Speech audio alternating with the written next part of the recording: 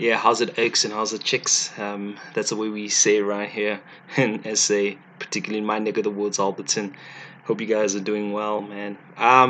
Let's get into this. This is a bit of a tragedy, considering that I'm an Arsenal fan, as you know, and I'm also quite an Atletico Madrid fan, right? And as you can see by the title of the video, this is about the Super League, which is this European competition, and I'm just giving my thoughts raw and unfiltered. And I had to think about it a little bit first. And considering now, if you have not checked out my episode 7 of The Calling of a Ravenous Bird, so you need to check that one out. And now I'm gonna have to explain why I'm tying this in with that particular episode. And that one was about God using the pandemic to give certain revelations. And 2020, the year of vision, was the one that is symbolic with that.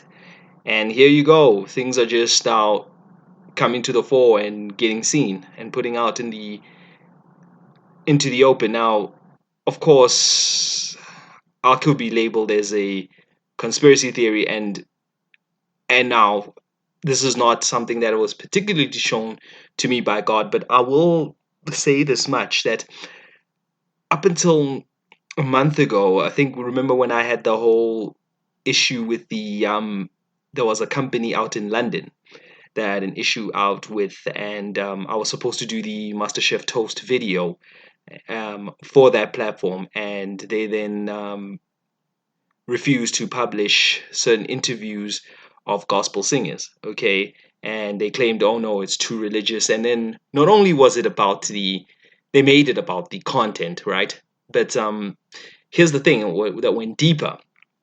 This was about the fact that they also went and removed the playlist on Spotify, which is for Christian musicians. Okay, so then um, after that, right, and just evidently on the back end of that whole situation, I had this dream regarding Miguel Arteta. Okay, and Miguel Arteta is the Arsenal coach, and them having to um, leaving Pep Guardiola's wing. But it was about my particular situation where I had to leave that particular publication and go elsewhere. Okay, so things are in sort of in alignment, and yes, and just my personal life. So I left that establishment, and mainly it was also in the conversation of the dream about the fact that they wanted to make their policy seem like I must choose between serving God and them. And I'm like, as if they're gonna win. And I'm like, so whatever. So whatever, each and every time, and I beseech everybody to always follow God in any situation, doesn't matter what it is. Okay. So with that said, guys, I will get back to that because that's another topic and I'm straying off topic. But what I really wanted to say was this, is that clearly there's something happening within the UK that is in great need of spiritual revival. And I'm not saying this to be dramatic, but you can see that even with someone like me who was working for a publication and all of a sudden had to meet some sort of resistance based on having to serve what was right and what was of God and what was not, and not to choose the riches.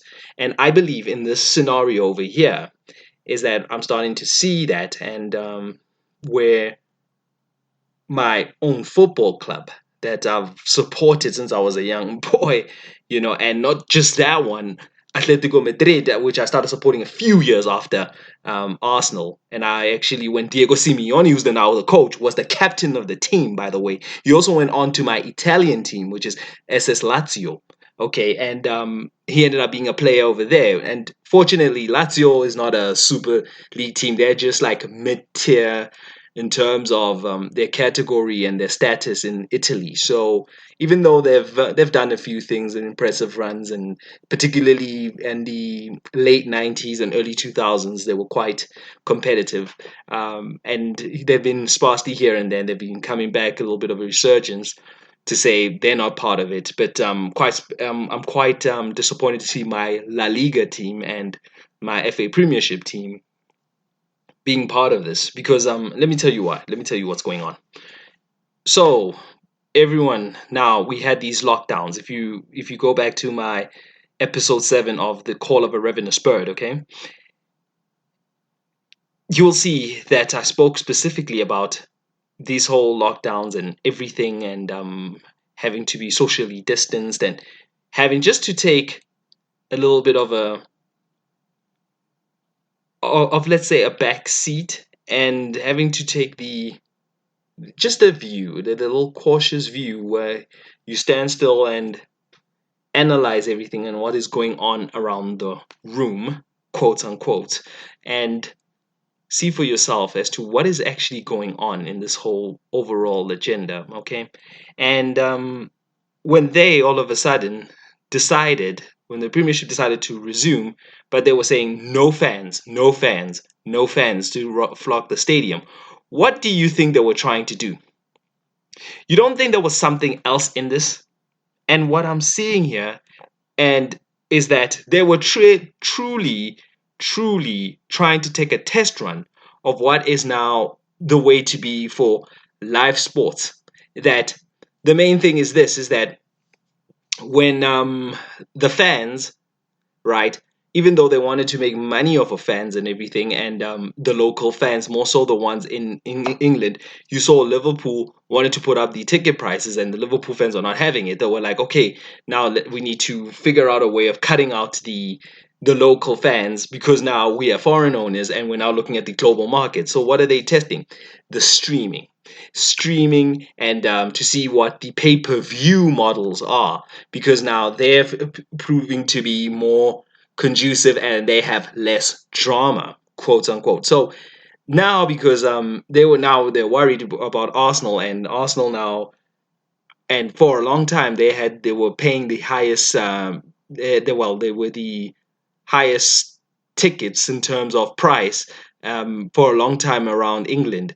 So they were the most expensive tickets, and that's what everybody was just used to paying, and especially under the Wenger era, because it was more geared towards entertainment and that whole quality and attacking football and all of that. So even though Arsene Wenger himself came out and said that in 2009, I just checked the clip where he basically said that no, this is the Super League thing was something that was discussed for a very long time, and now they've made it very clear that the teams that are have the highest amount of followings, have the highest of international, let's say, brand status, because of the fact that they can sell global now, they can sell their merchandise globally. So they obviously have checked the numbers for quite some time, quite a number of years. They've checked the TV ratings, that sort of thing, and for a long time this was something that was going to happen. And now basically they've killed the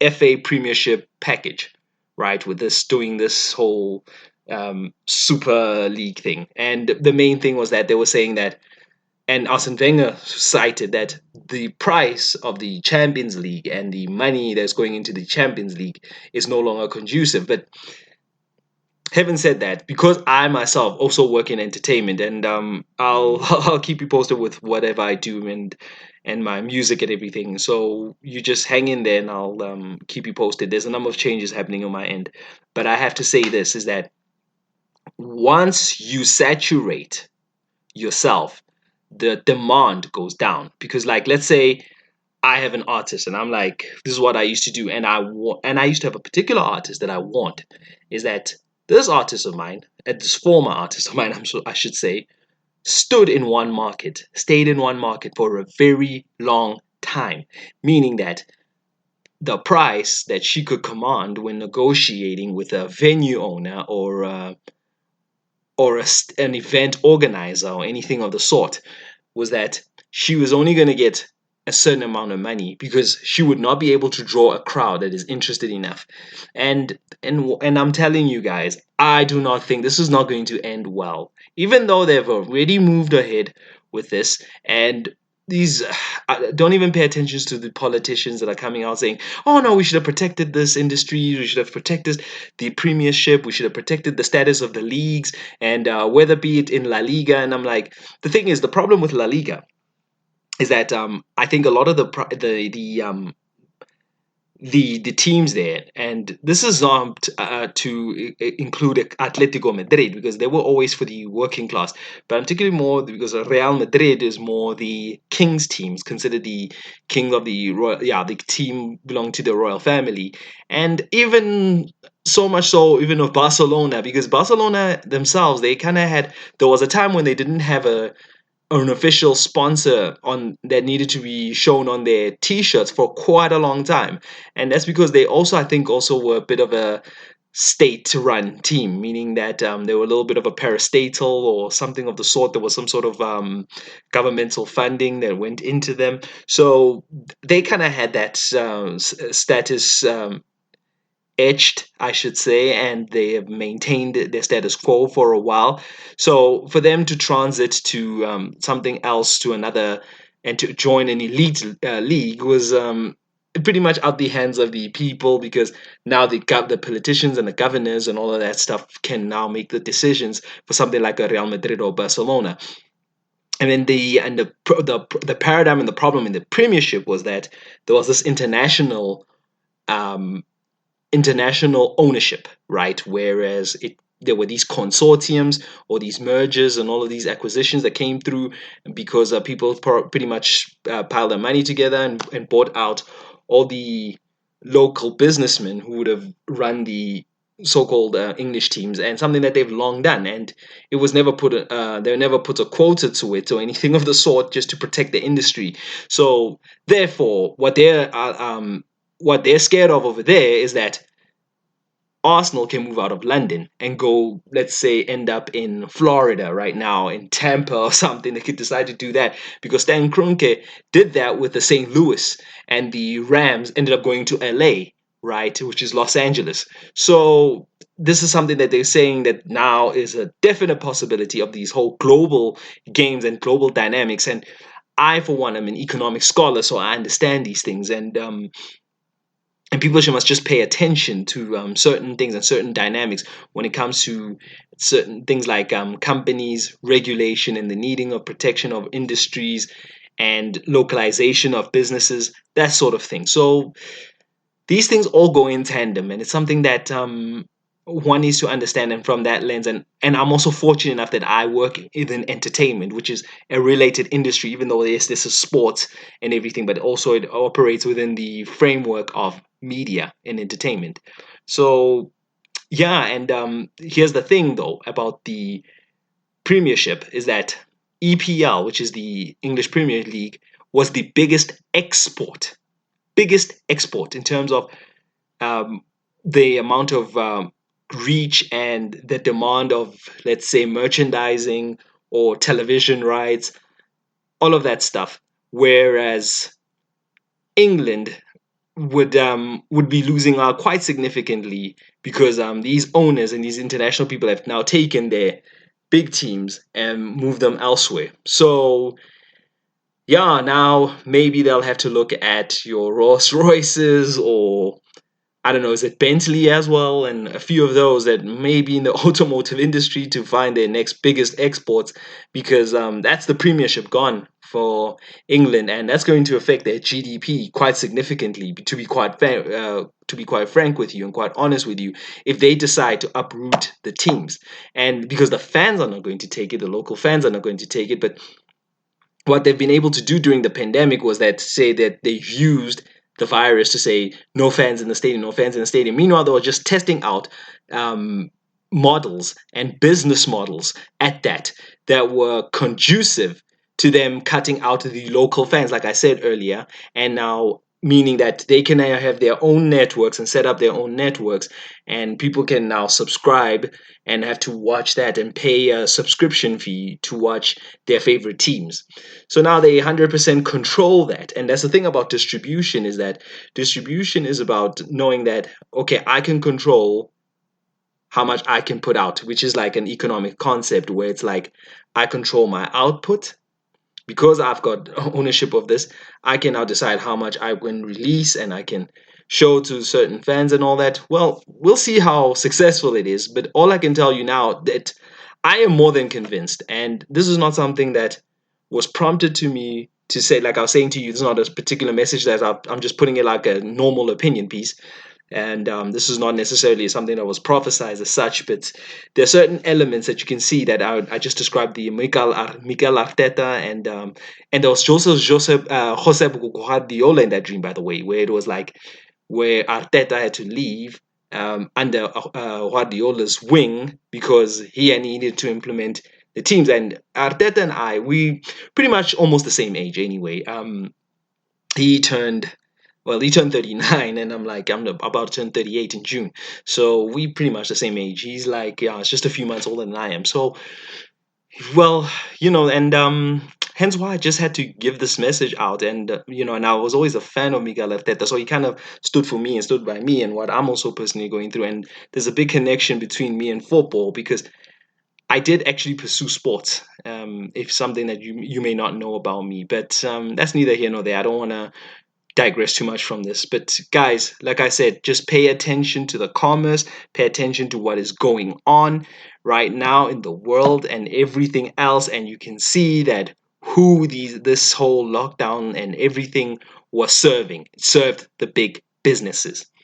Okay, I'm not even going to say anything more than that, and the mega corporations. Right.